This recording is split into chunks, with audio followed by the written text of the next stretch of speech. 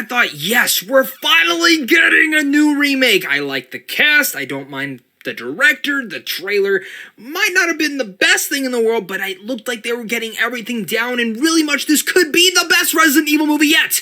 Sadly, it's not. This movie's almost a complete failure, and in fact, I actually might prefer the original series than to this one. You are made of stupid. I just got back from seeing Resident Evil Welcome to Raccoon City, and if you're expecting me to jump on board with the rest of the RE community, spit-roasting writer-director Johannes Roberts for packing narrative elements of 2 games into one sub-2-hour film, and not assembling a cast based on who looks best in cosplay, then this is where I extend the finger. Welcome to Raccoon City is not only a good movie, but one of the best movies I've seen all year, and is in every aspect an objective improvement over Paul W.S. Anderson using the Resident Evil license as a cum-sock for 6 increasingly unwatchable movies. With no Mila Jovovich to repeatedly steal her thunder, this movie centers on fan-favorite Claire Redfield, played by Kaya Scodelario, who returns home to Raccoon City on a dark and stormy night years after running away in her childhood.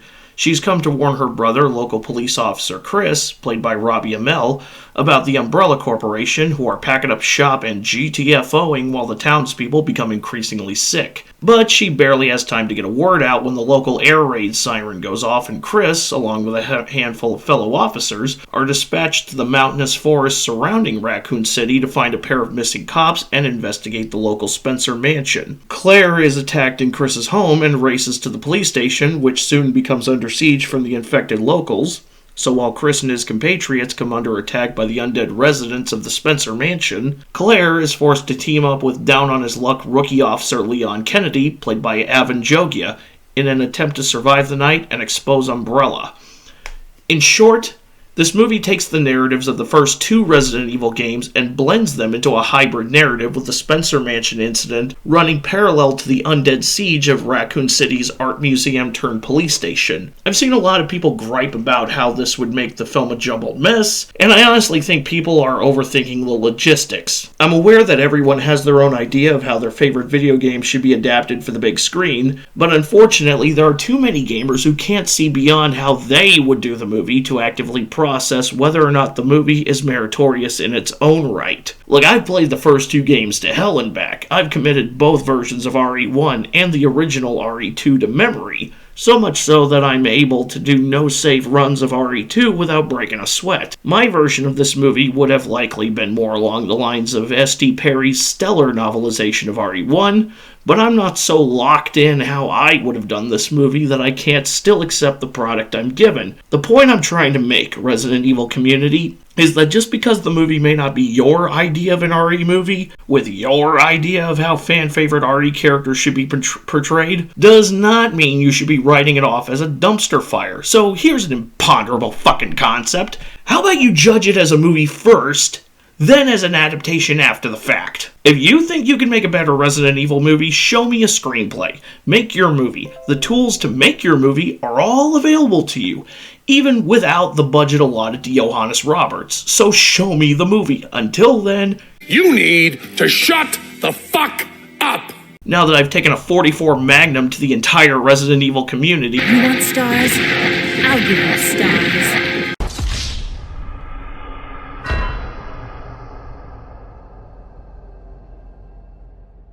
allow me to get back to the review. With Welcome to Raccoon City, Johannes Roberts has taken a chainsaw to the caustic legacy of his Paul W.S. progenitors, delivering an enjoyable piece of B-movie camp that is every bit in love with classic horror as it is with Capcom's flagship franchise. Right from the start, with the film opening on white text over a black screen, John Carpenter style, you can feel the appreciation for old-school horror in every frame of this movie. The mood is established right away, with Roberts putting emphasis on rising tension and atmospherics, favoring horror over action, whereas the most horrifying aspect of the Anderson series was the fact that his films collectively grossed over $1 billion, despite being the cinematic equivalent of an autistic 14-year-old on a Mountain Dew binge trying to recall the events of My Hero Academia in its entirety. while the characters in Anderson's movies were introduced and treated as if we were already supposed to have even a baseline idea of who they were, with less than 0 fucks to give when they're retconned out of existence by the next cinematic abortion, Roberts takes his time early on,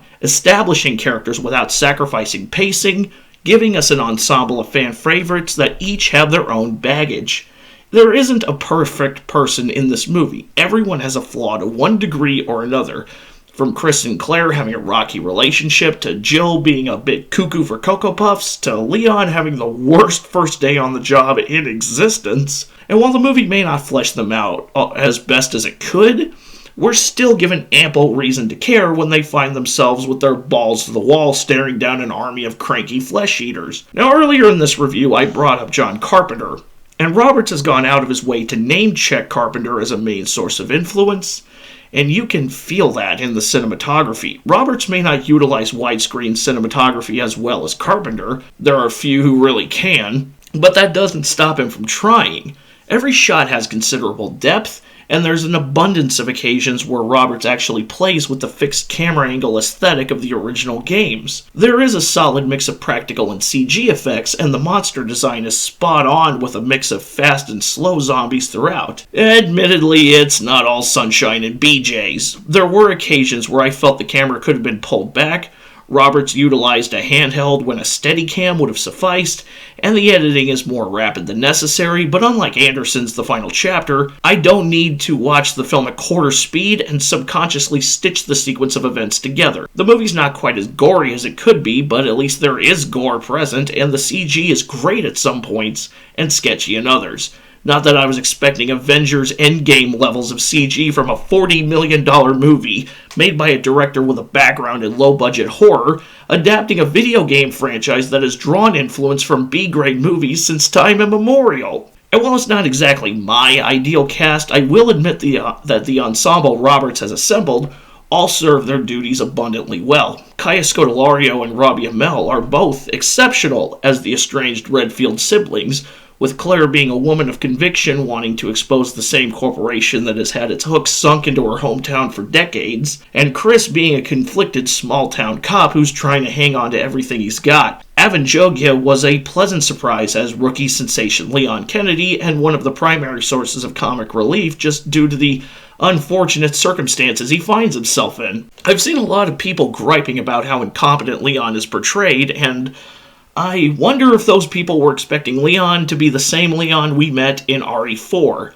Look, the games are world-renowned for a myriad of reasons, but multi-dimensional characterization is not fucking one of them. And flat characterizations may work for a video game, especially when gameplay is the primary function, but not so much on film. Leon is not incompetent. He's a rookie. He's hungover. This is his first day on the job. Think back to your first day at your current day job. Did you already know what all was expected of you, or were you lost and running around like a chicken with its head cut off?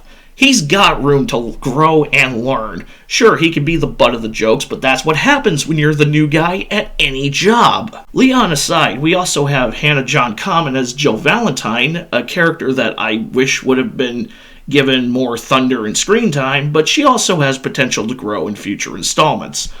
Also, if you're as big an RE fanboy as I am, there's a Jill sandwich reference in the movie, and it actually comes out naturally and not at all cringy. Tom Hopper was also a solid standout as Albert Wesker, putting a great deal of personality to, in my eyes, the single greatest antagonist in the Resident Evil franchise. He's not just some off-brand Agent Smith hiding behind a pair of sunglasses. He's a very likable character at first, and there's a mid-credit scene that gives us a good idea of where he can go in a potential sequel.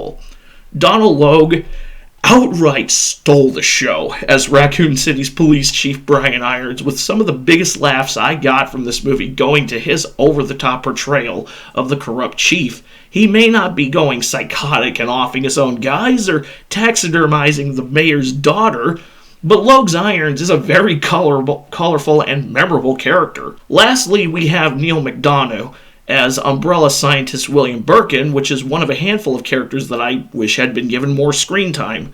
There is a deceptive initial attempt to make him seem sympathetic, but the movie willingly acknowledges the immoral reality of Birkin's occupation, that he is a leading virus-generating scientist for Umbrella. Resident Evil Welcome to Raccoon City may not be a perfect movie, but if a movie accomplishes what it sets out to do, then it is a good movie. And Welcome to Raccoon City strives to be a moody, atmospheric love letter to the horror genre and the early heyday of the Resident Evil games. So yes, it is a good film. So do yourself a favor and find the nearest movie theater and purchase a ticket. You'll thank me later.